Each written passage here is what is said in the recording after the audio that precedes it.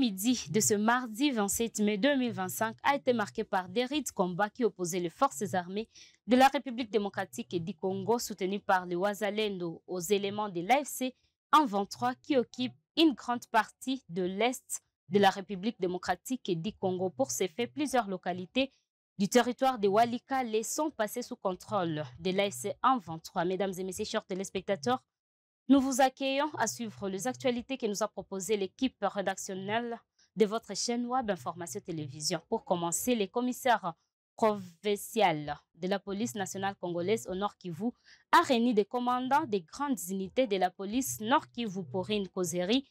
Le détail, c'est dans cet élément de la presse de la police congolaise depuis Butembo. Un beau commandant ne doit pas chercher la fonction pour s'enrichir, plutôt pour servir la nation d'abord.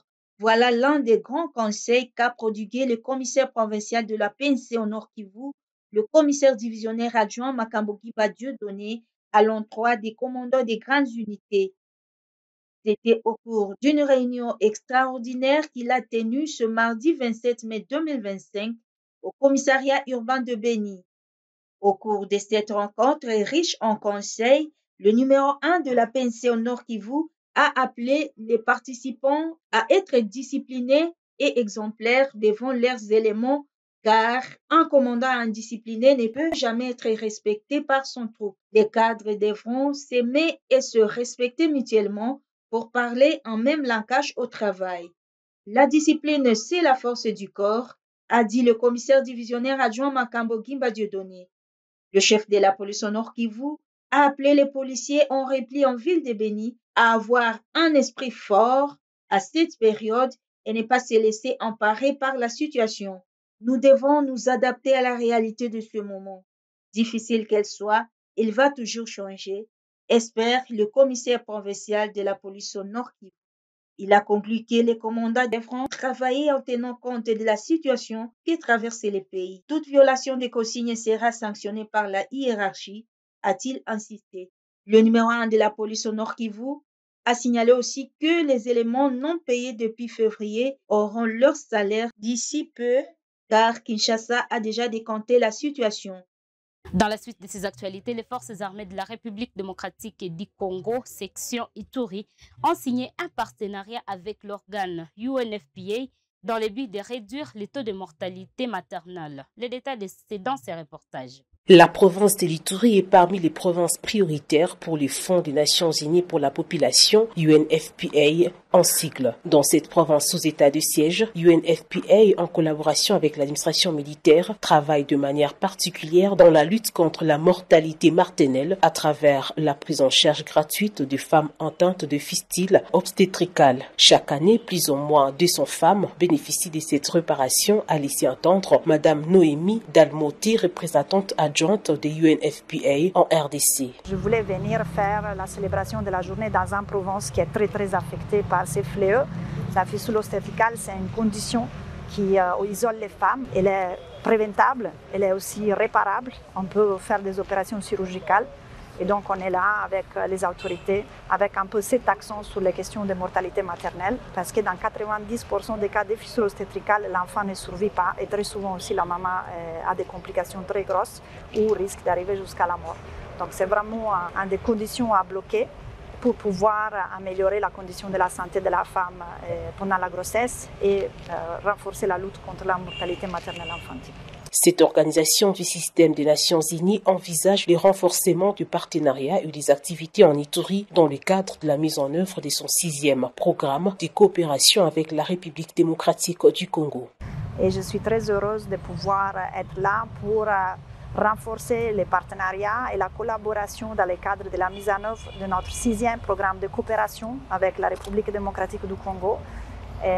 Avec les représentants, on a choisi l'Ituri et le Tanganyika, qui sont les 2 premières provinces que j'ai visitées, parce que ce sont des provinces où on a beaucoup d'activités qui nous accompagnons avec une très bonne collaboration avec les autorités nationales. Notant que plusieurs femmes de la province de l'Ituri, dont celles qui sont victimes de violences sexuelles, bénéficient chaque année d'une prise en charge de la chirurgie obstétricale à l'hôpital général de référence d'Ibounia à travers UNFPA qui apporte sa partition dans la lutte menée au quotidien par l'administration militaire, c'est de promouvoir le bien-être de la population tel que voulu par le président de la République, Félix Antoine Tshisekedi.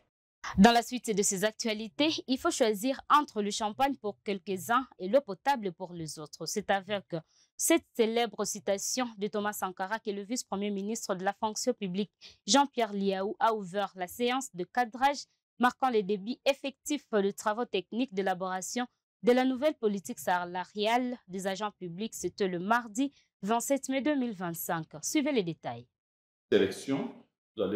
L'esprit de dialogue devra présider à l'élaboration et l'adoption des instruments normatifs de référence pour encadrer l'application de la nouvelle politique salariale. Telles sont les directives données par le vice-premier ministre, ministre en charge de la fonction publique, Jean-Pierre Liaou, le mardi 27 mai 2025, en marge du début des travaux techniques sous l'élaboration de la nouvelle politique salariale des agents publics de l'État. Pour le gouvernement, l'idéal est d'aboutir au principe à travail égal, salaire égal.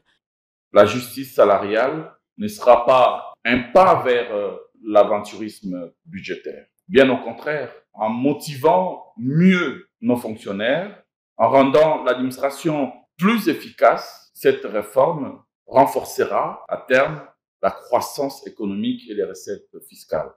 Le cap est clair, le diagnostic est établi.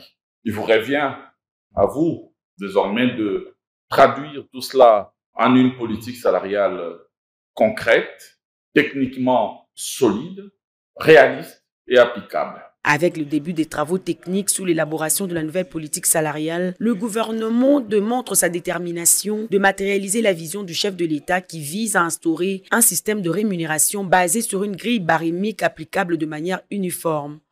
Il nous faudra donc opérer un rééquilibrage budgétaire, combinant rigueur, dialogue social et réformes structurelles. Cela implique notamment une gestion stricte des recrutements, en gênant tous les recrutements avant la finalisation de cette politique salariale. Ces travaux techniques devront instaurer les bases pour refondre en profondeur les systèmes actuels de rémunération. Le ministère du Budget est disposé pour accompagner cette réforme afin que les fonctionnaires congolais puissent avoir une rémunération équitable par rapport à son travail. Gouverner, c'est préparer l'avenir. Avec l'élaboration de la nouvelle politique salariale des agents publics de l'État, le gouvernement démontre sa volonté de garantir à chaque agent une rémunération à juste valeur. Toujours dans ces actualités, la levée des immunités de l'ex-président Joseph Kabila par le Sénat ne s'explique pas par la présence de ces derniers dans la ville touristique de Goma, mais par sa collaboration avec les agresseurs de la République démocratique du Congo, dit le ministre des Communications et Médias Patrick Mouyaya lors du briefing de ce mardi 27 mai 2025. Il est dans cet élément. Mbo Etali, président honoraire. Il y a liboso, il faut qu'on y ait que ceux qui Sénat, ceux qui bolanda qui débat dans le Sénat, à la demande, il y a auditorat, ou comment qui va lever l'immunité naïe, ce n'est pas parce que alobaki a Keigoma. Non. C'est parce que service va découvrir que aza parmi oyo baza ko soutenir bitumba. La preuve au-delà ya maloba naïe, est-ce que bosi boyo kaye alobi que tozo condamné Rwanda. Rapport nyonso ya Conseil de sécurité, ya bamboka nyonso sanctionnati na Rwanda. Est-ce que na makambo ya lobaki boyoka ki esika tatanga ki kombo ya Rwanda.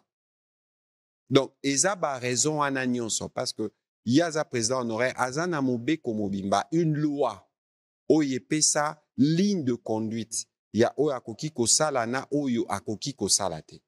Lelo a se positionné comme chef rebelle. Donc en dessous ya président rwandais ya mi bimisi. Yango ndeko paluku awa asali pe oyo yaye 12 questions. Oya mituni est-ce que mwana ya mzee akoki lelo kolekela na Rwanda bato bazo sala sécurité na eza batu oyo ya signaki radiation na bango na mapinga. Yango lelo pe batu msu bakoki komituna pourquoi bitumbango ezaki kosila te. Est-ce que ba contact na bango e bandi lelo ezaki ba contact akala.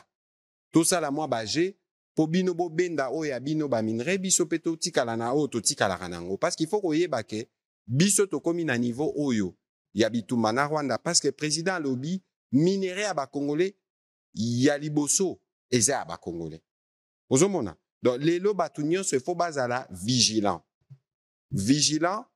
parce que biso tolingi bitumba wana esila lelo nalobaki aza l'homme du passé parce que oyo nyonso azosala eza kozongisa biso nsima tozonga na babitumba tozonga na bacorruption tozonga na baconcussion tozonga na babradage nyonso wana toboyi. Monsieur le ministre, je vous laisse la dernière minute. À la même occasion, mais aussi dans les mêmes angles, le ministre des Commerces extérieurs, Julien Paluku Kaongea, a adressé 12 questions à l'ancien président de la République démocratique du Congo. C'est à suivre dans cet élément de la RTNC Kinshasa. Alors, comme je continue à douter qu'il soit là, j'ai 12 questions aussi. Parce que lui, quand j'ai suivi là, il a parlé en 12 points. Laissez-moi voir si je peux trouver un exercice de parler aussi en 12 questions. Monsieur le porte-parole. Première question. Est-ce le fils de son père, le président Laurent Désiré Kabila, assassiné en 2001 par la mafia rwandaise, qui est entré à Goma, capitale du Nord Kivu, sous contrôle des mêmes Rwandais? Ça, c'est la première question. Faites parvenir ces questions aux journalistes qui sont à Goma. Deuxième question. Est-ce le fils de Musée qui a relancé le dialogue de Sun City en 2002 et qui a ramené les rebelles près de lui en acceptant la formule 1+4? Amenez cette deuxième question à Goma. Troisième question. Est-ce le fils de Laurent Désiré Kabila qui a affronté et vaincu l'insurrection de Gilles Moutebousi et de Laurent Kunda en 2004 à Bukavu? Quatrième question. Est-ce le fils de Musée qui, à mon avènement à la tête de la province du Nord Kivu, comme premier gouverneur élu, a piloté les opérations contre Laurent Kunda? Cinquième question.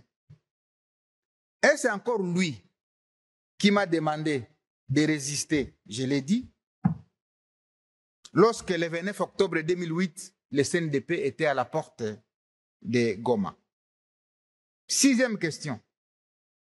Est-ce le fils de Musée qui, en janvier 2009, a demandé l'arrestation de Laurent Kunda par l'armée rwandaise et accepté l'arrivée de cette même armée au Nord Kivu à travers l'opération Umojawetu, je l'ai dit, du 25 janvier au 25 février 2009, et consécutivement, est-ce le fils de Musée qui avait demandé au président de l'Assemblée nationale de l'époque de démissionner parce qu'il n'était pas informé de l'entrée des troupes rwandaises?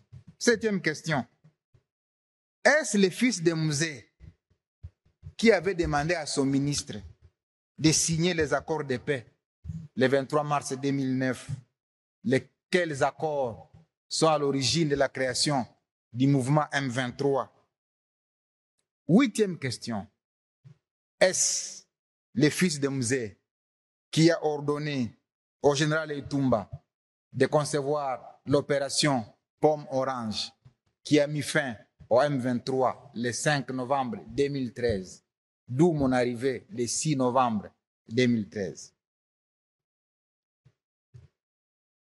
Neuvième question. Est-ce le fils de Musée qui a radié les officiers M23 de l'armée pour qu'ils se retrouvent aujourd'hui à leur côté pour sa sécurité? Dixième question que vous allez amener à Goma. Est-ce le fils de Musée qui, voulant rester au pouvoir, a inventé le terme glissement, mais finalement a accepté de céder le pouvoir en 2019, ouvrant ainsi le pays à ce qu'on a appelé la passation civilisée, la première alternance? Est-ce que vraiment c'est celui-là qui se retrouve à Goma? 11e et avant-dernière, parce que je vais parler en 12 points aussi, 12 questions. Est-ce le président honoraire qui a été salué à travers le monde pour son sens élevé des meilleurs élèves de la démocratie, malgré son jeune âge et son passé militaire, ce qui pouvait nourrir en lui l'ambition de se comporter comme ses voisins qui ont plus de 30 ans au pouvoir. Et 12, enfin, c'est cet homme, jadis considéré comme grand esprit, qui se trouve réellement aux côtés de ses bourreaux d'hier. C'est les bourreaux de la population, qu'il a dirigé pendant 18 ans, avec plus de 5 millions de déplacés et de réfugiés victimes de la barbarie du M23. Est-ce encore lui qui a pleuré le colonel Mamadou? Est-ce encore lui qui a pleuré le général Baouma? Non. Est-ce encore lui qui se souvient qu'il y a eu 10 000 morts à Goma, qu'il y a eu 5 000 morts à Bukavu? Est-ce encore lui? Voilà les 12 questions que j'ai voulu ramener à Goma pour voir si... Mesdames et messieurs, chers téléspectateurs, c'est par cet élément que nous mettons fin à l'actualité de ces jours. Merci pour votre attention. Portez-vous bien.